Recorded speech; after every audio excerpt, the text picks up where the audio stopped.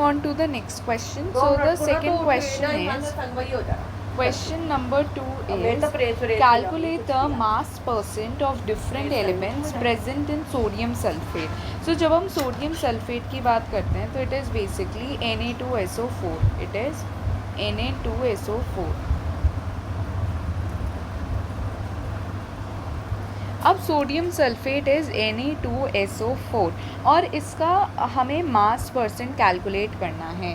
तो सबसे पहले अगर हम मास परसेंट ऑफ सोडियम की बात करें, so it is going to be, यहाँ पे कितना है इसका 23 × 2 upon 100%।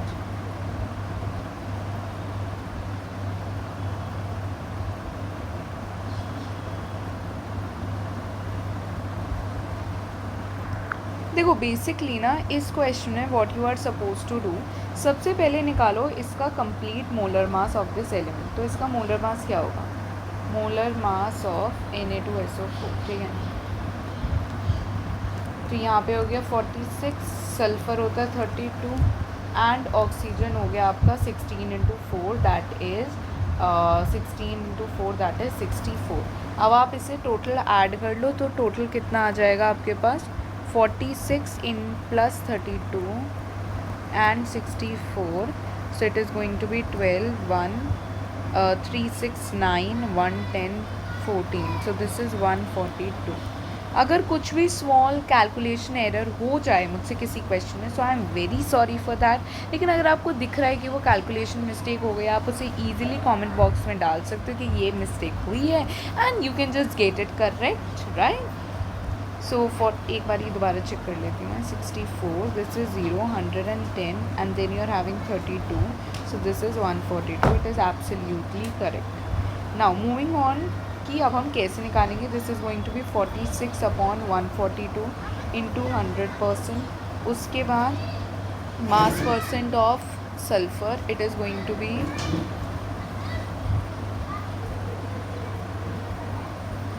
mass percent of sulfur is going to be 32 upon 142 into 100%।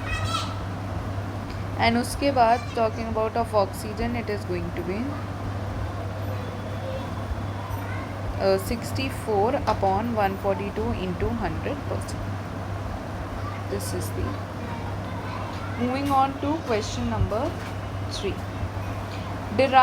determine the empirical formula of an oxide of iron which has 69.9% iron and 30 point। देखो सबसे पहले they are talking about oxide of iron. अब iron की दो oxides होती हैं, एक होता है रस्ट एंड एक होती है मिक्स्ड ऑक्साइड, जिसमें ये अपनी कुछ बहुत ही डिफरेंट वैलेंसी को पोर्ट्रे करता है। रस्ट तो सिंपल है, इट इज़ Fe2O3, लेकिन जो मिक्स्ड ऑक्साइड होती है इट इज़ Fe3O4। अब इसमें से यहाँ पे कौन सी ऑक्साइड, अब यहाँ पे ऑक्साइड ऑफ आयरन की बात कर रहे हैं तो इसमें से कोई ना कोई एक ऑक्साइड ही होगा और इसी का एम्पेरिकल फॉर्मूला हमें डिराइव करना है। अब एम्पेरिकल फॉर्मूला डिराइव कैसे करेंगे? सबसे पहले जब भी एम्पेरिकल फॉर्मूला की बात हो, व्हेनेवर, यहाँ पे एक कॉन्सेप्ट बताने जा रही हूँ, so let me use a different pen. So empirical formula सबसे पहले होता क्या है? एम्पेरिकल फार्मूला को निकालने के लिए आपको जो स्टेप्स फॉलो करने हैं वो है कि सबसे पहले आपको पता है कि आयरन का एटॉमिक नंबर क्या है, ठीक है। आयरन का एटॉमिक नंबर होता है 58.5 और उसके बाद आपको सारी की सारी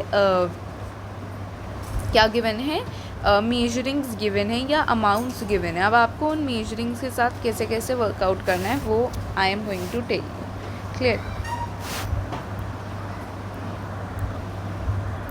देखो बेसिकली इसका सोल्यूशन इस तरीके से आने वाला है और ये मैं आपको बताती हूँ कि ये सोल्यूशन मैंने कैसे डिराइव किया। सबसे पहले आपने आयरन का हो गया, ऑक्सीजन हो गया। अब हमें परसेंट बाय मास उनका क्या पता है, जो ये गिवन है क्वेश्चन में, ठीक है। उसके बाद एटॉमिक मास हमें ऑलरेडी लर्न होते हैं, ये हमारे रार फाइल में प्रेजेंट होते हैं, ठीक है। अब हमें सबसे पहले मोल्स ऑफ द एलिमेंट लेने हैं, रिलेटिव नंबर ऑफ मोल्स।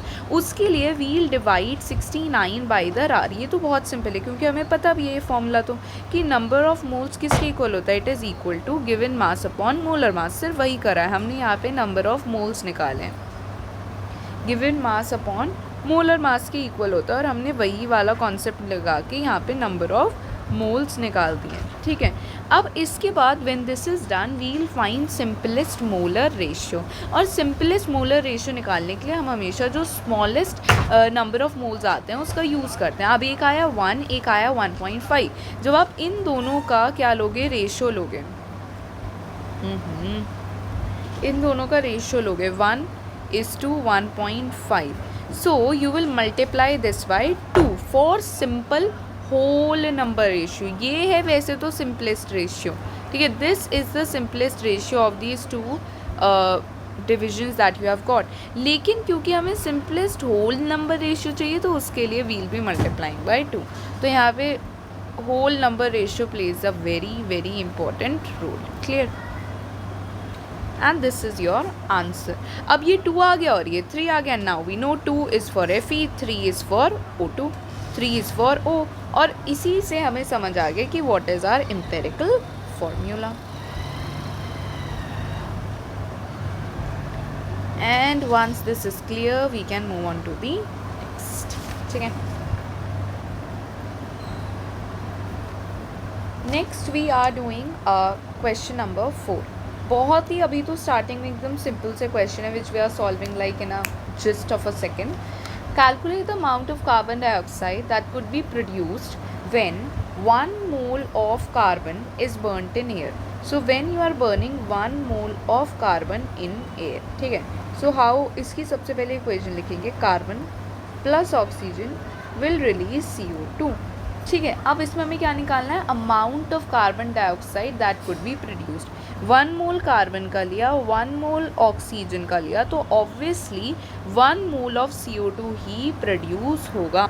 और क्योंकि 1 मोल CO2 प्रोड्यूस होगा तो total 44 gram of CO2 will be produce. ये हमने मोलर मास अभी पीछे निकालना ठीक सीखा ही है। ठीक है ना, नेक्स्ट आ जाते हैं सेकेंड पार्ट। क्या कह रहा है इस क्वेश्चन का, सेकेंड पार्ट में गिवन है 1 mole of carbon is burnt in 16 gram of die oxygen.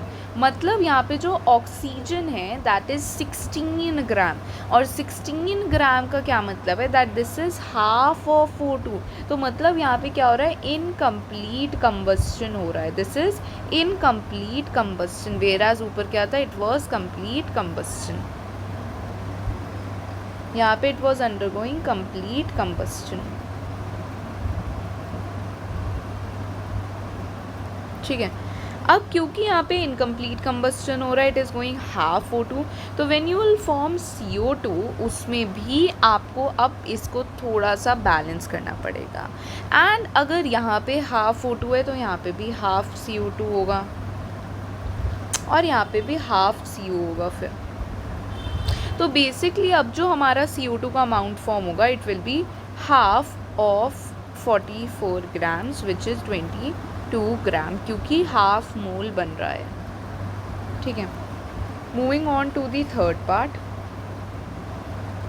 Third part में क्या गिवन है, 2 मोल्स ऑफ कार्बन के 2 मोल हैं, they are burning in 16 gram of die oxygen.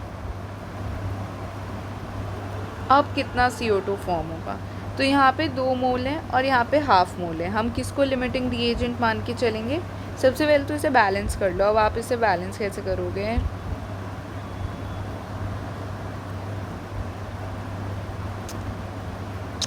और ऑक्सीजन को बैलेंस करने के लिए this is now twice of O2, so you have to multiply it by 4, right. इस तरीके से बेसिकली अब यहाँ पे बनेगी 88 gram of CO2। Now we are moving on to question number 5।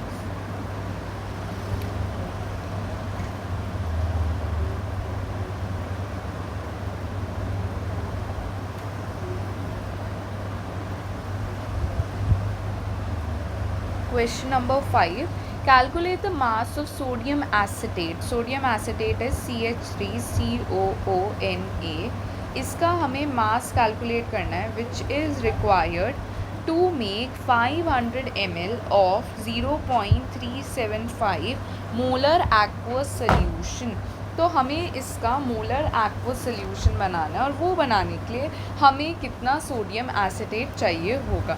और यहाँ पे हमें molar mass of sodium acetate given है विच इज़ 82.0245 ग्राम पर मोल.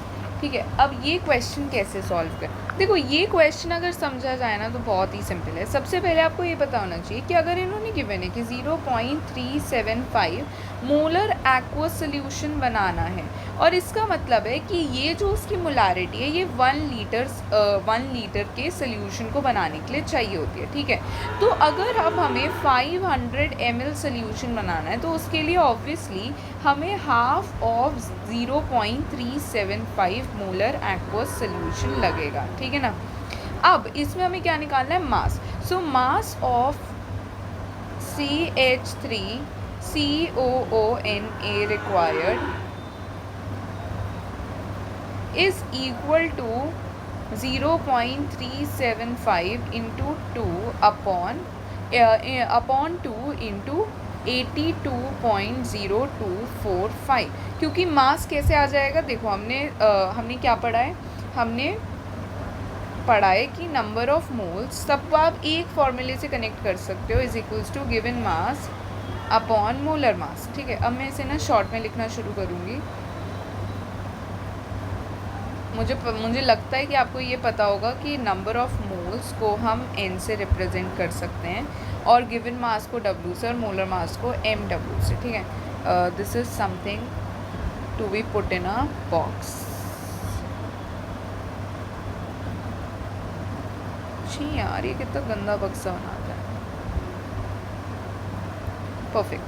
ठीक है, now this and after solving this complete equation or what do you say, you will get the mass you required. So this is your answer. और वो आप calculations कर सकते हैं. I suppose हम आज यहाँ फॉर्मूला सीखने बैठे हुए हैं. ठीक है ना. अब हम आ जाते हैं क्वेश्चन नंबर 6 पे. I'm just trying out new pen colors actually.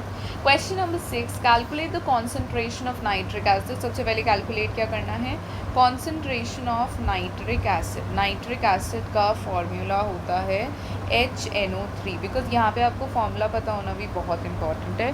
So we have to calculate concentration of nitric acid in moles per litre in a sample which has a density. ठीक है, अब हमें डेंसिटी क्या पता है, 1.41 ग्राम पर ml. ठीक है, and the mass percent of nitric acid in it being 69%. Mass percent of HNO3 is equal to 69%. Clear? अब हम इस क्वेश्चन को कैसे अटेम्प्ट करेंगे. सबसे पहले कॉन्सेंट्रेशन का फॉर्मूला क्या हो. यहाँ पे देखो, कॉन्सेंट्रेशन निकालने के लिए आपको चाहिए होगा number of moles of nitric acid which are reacting upon volume of nitric acid. ठीक है, अब ये दो चीज़ें हमें निकालनी हैं और दोनों ही वेरिएबल्स हैं. ये क्वेश्चन में नहीं गिवन है लेकिन इन निकालने की इन्फॉर्मेशन गिवन है. अब देखो हम इन्हें कैसे निकालने वाले हैं. सबसे पहले डेंसिटी से हम निकालेंगे वॉल्यूम, लेकिन उससे पहले अब आप HNO3 आपको पता है ना, तो HNO3 से आप मोलर मास निकाल लो सबसे पहले इसका. ठीक है, सो मोलर मास मतलब MW, इसका कितना हो जाएगा 1, then N is 14 and O3 is 48. ठीक है, तो मोलर मास निकाल लो आप इसका. This is 48 + 15 which is equal to 163 आ गया. ठीक है, एंड क्योंकि इसका मास परसेंट 69% है, that means 69 gram of HNO3 is reacting in 100 gram of water. So actually 100 gram of aqueous solution. सो इससे हम क्या ले सकते हैं कि जो 69 ग्राम है ये कौन सा मास है, this is the given mass, this is the given mass. तो यहाँ से हमारे नंबर ऑफ मोल्स आसानी से निकल गया है क्योंकि हमारे पास मोलर मास है और हमारे पास गिवन मास है, and given mass upon molar mass gives me the number of moles. So given mass है 69 एंड नंबर ऑफ मोल्स क्या है 63। इसको आप सॉल्व करेंगे, you will get the number of moles which are around, if we cancel out it is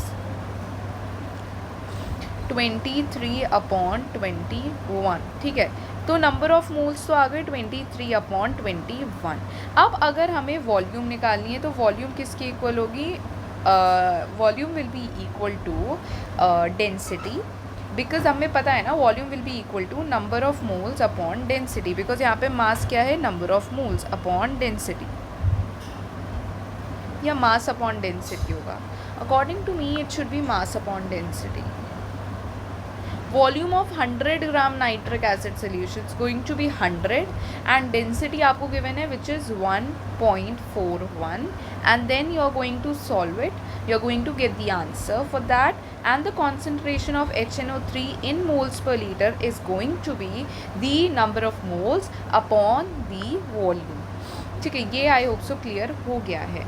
so we'll be using some Google sources to get the answers correct and to actually check our answers. उनके पीछे जो concept पूरा मैं समझाने वाली हूँ, concept के साथ साथ एक वन शॉट हो जाएगा और वन शॉट के साथ साथ NCERT भी हो जाएगी in a very short span of time.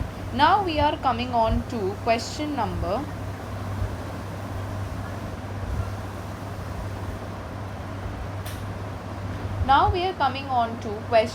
7। Question number 7 में क्या गिवन है, क्वेश्चन नंबर 7 में गिवन है how much copper can be obtained. So हमें मास ऑफ कॉपर निकालना है।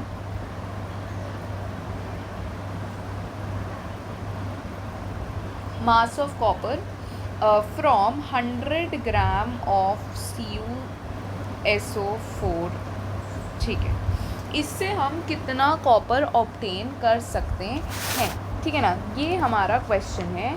तो सबसे पहले अगर आप इस क्वेश्चन में देखो तो आपको निकालना है CuSO4 का मास। सबसे पहले निकाल लो इसका मोलर मास। ठीक है, Cu का मोलर मास क्या होता है, हाँ ये नहीं याद। ठीक है, sulphur is 32, oxygen is actually 64 यहाँ पे, बिकॉज यहाँ पे O4 की बात हो रही है, बट हमें Cu का सोचना पड़ेगा। सो Cu का मोलर मास होता है,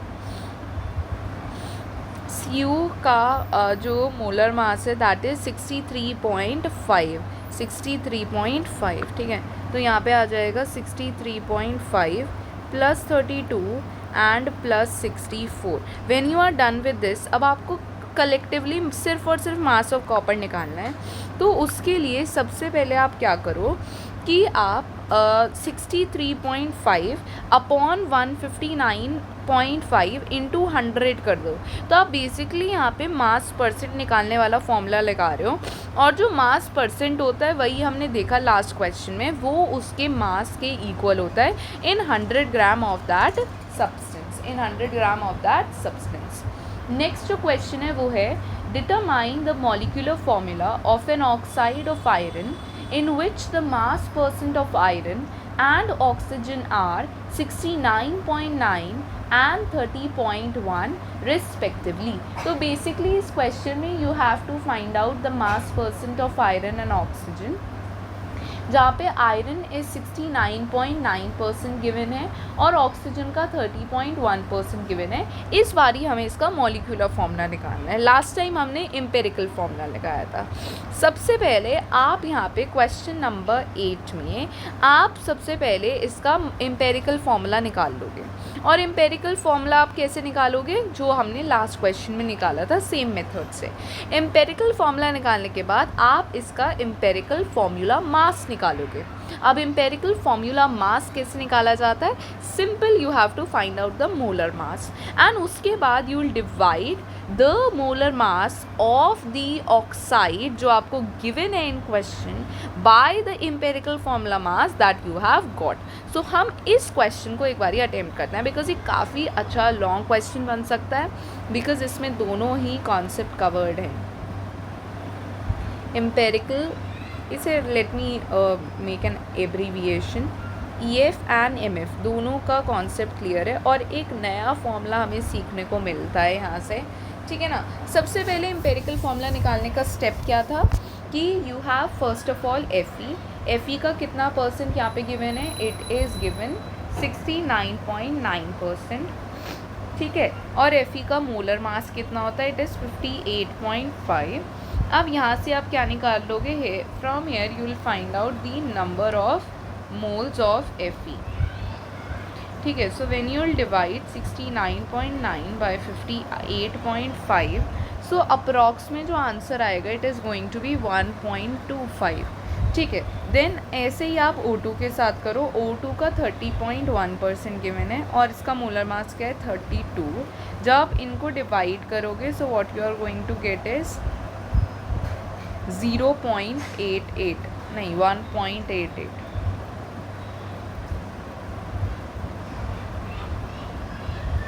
वन 1.88 कैसे आया?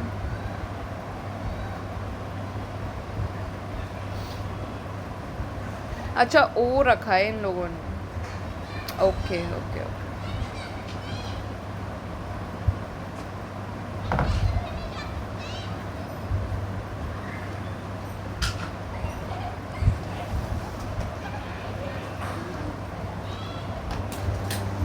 ठीक है, दिस इज़ 1.88। उसके बाद जब आप इन दोनों का क्या निकालोगे? You will find out the simple ratio.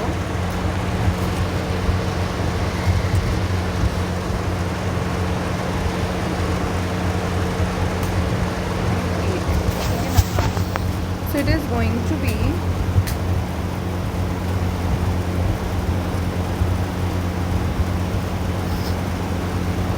अच्छा, इन दोनों को पहले आप रिड्यूस कर लोगे। यहाँ से तो 1 आ जाएगा एंड यहाँ से 1.5 आ जाएगा। फिर इन दोनों का निकालोगे, यहाँ से आपको एम्पेरिकल फार्मूला मिल जाएगा और एम्पेरिकल फार्मूला क्या आएगा? Fe2O3।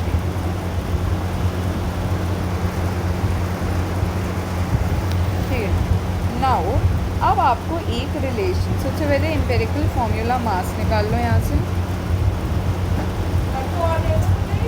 माँ नहीं,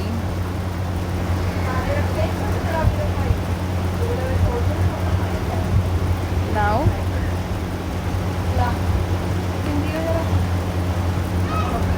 molecular formula,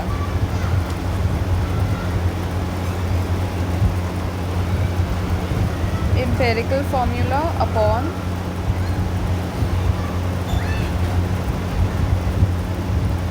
empirical formula upon number of moles, molar mass upon empirical formula.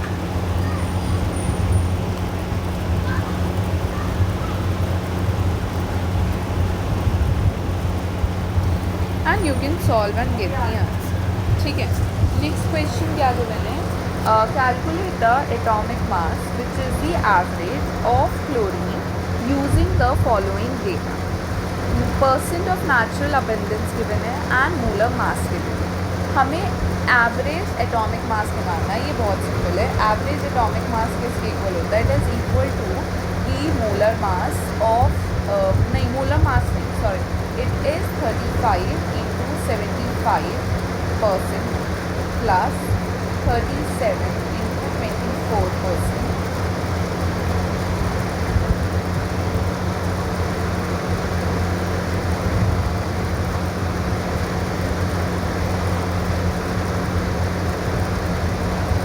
Upon 35 plus 37 and आप इस पूरी इक्वेशन को सॉल्व कर लो and you will get the right answer, ठीक है। देखो यहाँ पे जैसे हाँ देखो they have done the same thing. अब इन्होंने क्या करा, इन्होंने सीधा मोलर मास से ही मल्टीप्लाई कर दिया बिकॉज इनके पास मोलर मास था, वरना इसका जो एक्चुअल फॉर्मूला होता है ना, अगर वो मैं आपको बताऊँ, high Bixby, Bixby, okay, so my assistant is not hearing to me, but yeah, okay, let me take you to share to you, please tell us.